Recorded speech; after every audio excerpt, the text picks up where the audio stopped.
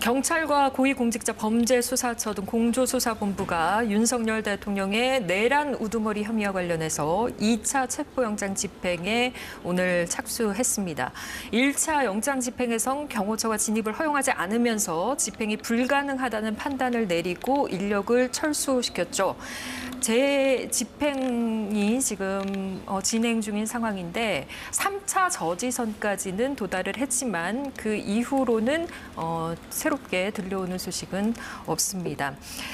백 기자, 체포영장 재집행 시기에 대해서 관심이 참 높지 않았습니까? 언제 재집행이 이루어질까 했는데 열 이틀, 22일 만이죠. 다시 집행에 들어갔네요. 그렇습니다. 공조수사본부는 1차 집행, 그러니까 지난 3일 내란 수괴 혐의를 받는 윤 대통령에 대해서 1차 체포영장 집행을 시도했지만 실패를 했습니다. 당시 경호처가 물리적으로 집행 저지에 나서면서 체포를 할 수가 없었는데요.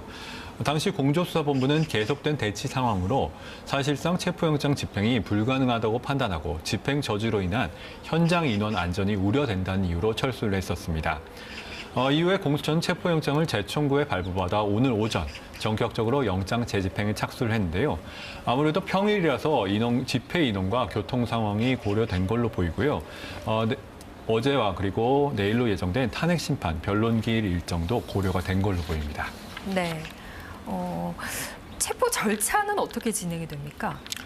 우선 관저에 도착한, 그러니까 관저 내부동이죠. 관저 네. 내부동에 도착한 공수처 검사가 이 경호처 측과 윤 대통령 측에 체포 영장을 제시를 하게 됩니다.